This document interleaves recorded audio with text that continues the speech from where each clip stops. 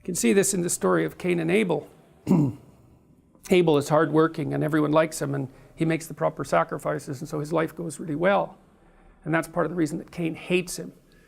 And he's jealous and resentful. But worse than that, if you're around someone, if you're not doing very well, especially if that's your own fault, if you're not doing very well and you're around someone who's doing very well, it's very painful, because the mere fact of their being judges you.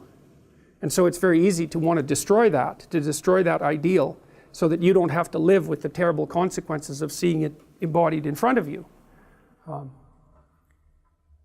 And so part of the reason that people want to tear things down is so that they don't have anything to contrast themselves against and to feel bad. And that's exactly what's happening here. The kids are destroying all of this culture, roughly speaking, because it judges them. The fact that it exists judges them. And I've often thought this about Michelangelo's statue of David, which is this heroic, so David was a shepherd, obviously, and it doesn't sound like much, but back in those times, being a shepherd was a big deal, because there were lions and you had a slingshot, and so like you got to defend your sheep from lions with a slingshot. So you weren't exactly this like 19th century English guy dressed in a, you know, frilly blue suit. You were tough as a bloody, well, as someone who would go after a lion with a slingshot. It's no joke. Anyways, the statue is very heroic, and you know, you look at that and you think, well, that's the possibility of humankind, but by the same token, it's also what you're not. And so, as well as being an ideal, it's a judge, and every ideal is a judge. So, yes? Going back to your example of Cain and Abel. Yeah. So you're using that as an example to illustrate becoming bitter as a result of not being able to achieve sure status as a result success of, even success as a result of hard work. But in the example of Cain and Abel, like one was a shepherd and the other was a farmer, and the one who one is, yes, that's right, one, and yes, the one who was a shepherd was the one who was favored. Yes, that's right. So was that a result of the hard work, or was that a result of good question. The stories, well, that's a good question. Those stories are very, very complicated, and the story is very ambivalent about whether Cain is not rewarded because he makes bad sacrifices or because God's just in a bad mood. And I like that. If you read the story, I've read multiple translations of the story, and when Cain comes to God to complain, God basically tells him, look, buddy, before you go about criticizing the structure of reality, you should look to your own inadequacies. He says, sin crouches at your door like a predatory, sexually aroused animal, and you invited it in to have its way with you, and something has emerged as a consequence. So don't be bothering me about my creation before you look to yourself. So there's a very strong hint that the reason that God has not favored Cain's sacrifices is because they weren't of particularly good quality. So, but it is ambivalent in the story, and there is the shepherd versus farmer motif as well. And of course that motif runs through the whole entire corpus of stories to some degree, especially the shepherd motif. So it's only about a paragraph long, that whole story, and it packs all that into that tiny little amount of space. But the idea that Cain kills Abel to get rid of his ideal and also to punish God, roughly speaking, it's a brilliant story.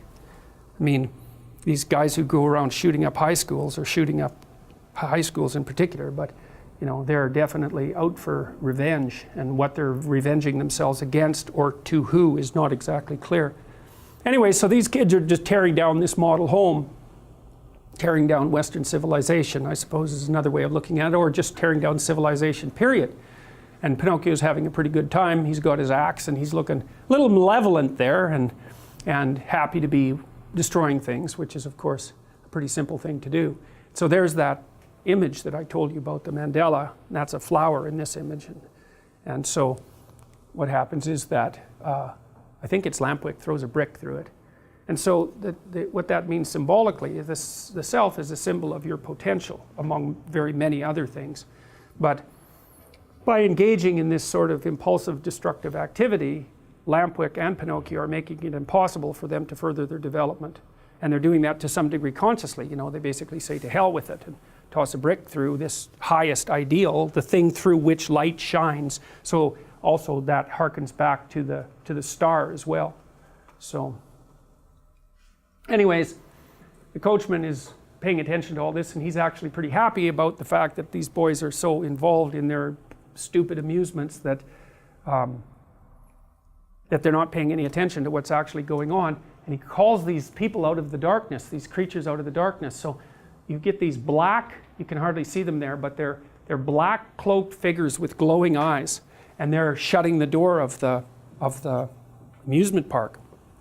And that's very interesting. It's an extraordinarily interesting happening. It's like, okay, so all of a sudden the amusement park is associated, we already know that the coachman is up to no good, but now he's got these minions that are faceless in some sense. They're clearly creatures of the night, and they're up to no good. And so you have the sense that the boys are being offered bread in circuses, roughly speaking, but there's a real reason for it. There's a manipulative reason for it. They're being enticed into a trap, and the doors are closed, and these underground beings are involved in the plot. And obviously the coachman understands this perfectly well. And so one of the ways to understand this is to think about what totalitarian states have to offer their populace and what they offer them. And this happened particularly as Rome declined, let's say. That's where the term bread and circuses originally came from, is that as the situation degenerates, then people have to be offered stupid amusements more and more frequently in order for them to ignore what's actually going on in the background. And, a war can be that kind of stupid amusement. Anyways, later that night, the entire place is completely devastated, and all we see is the wreckage of everything that was there before. And again, the cricket has got separated from Pinocchio, and so he's trying to find him, and Pinocchio ends up in this bar that's shaped like an 8-ball. 8-ball is kind of the random ball in pool. And anyways, he's inside the 8-ball, and he's shooting pool with Lampwick, and that's just another indication of wasting his time, basically. And you can see in the forefront there's some cards for gambling, and so he's engaged in these sort of, you might say, pointless, hedonic pursuits, and he's enticing Pinocchio along the same route. And so he teaches him to smoke first. That doesn't go very well. So Pinocchio takes a huge drag on a cigar, and it just about kills him. And when Lampwick asks him how he likes it, he shakes his head and says, that was really quite good, but he's so sick that he can hardly stand up, and he's hallucinating double balls on the pool table. And then the cricket shows up and stands on the 8-ball and kind of gives one of those declamatory speeches again, because he still hasn't quite figured out that standing up proud and spouting off the rules isn't exactly the right way for the conscience to behave. And Lampwick picks him up by the scruff of the neck, roughly speaking, and first of all asks who he is. So obviously he's divorced from his own conscience, and then makes fun of Pinocchio for paying attention to this little bug. And that's kind of a nice indication of what happens in adolescence, because of course as the children move away from their parents and into their groups, especially when the groups are misbehaving, often what happens is that the other members of the group will torture a person who isn't willing to try something dangerous or foolish by making fun of the fact that they're, too attached to their conscience. And there's a positive element to that, because you should take some risks when you're a teenager and also later in life. And so if you won't take any risks, there's actually something wrong with you. But there's a negative element in that,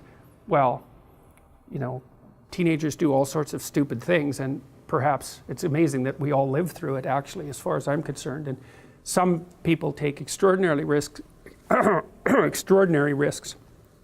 they don't make it through at all, or they end up in the permanently antisocial population. And then they're, basically career criminals. 5% of the criminals commit 95% of the crimes. It's another Pareto distribution.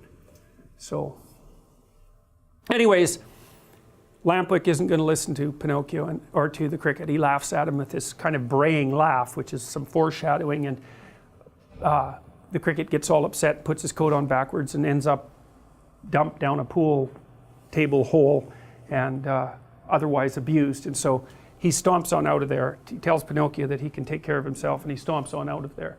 And so Pinocchio is left without the guidance of conscience, and the cricket is trying to figure out how to get off Pleasure Island.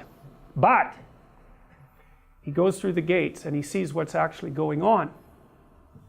And what's going on is that the coachman has this like slave boat down in the bowels of the island, and he's got all these black suited minions with the glowing eyes working for him, and they're rounding up what look like donkeys.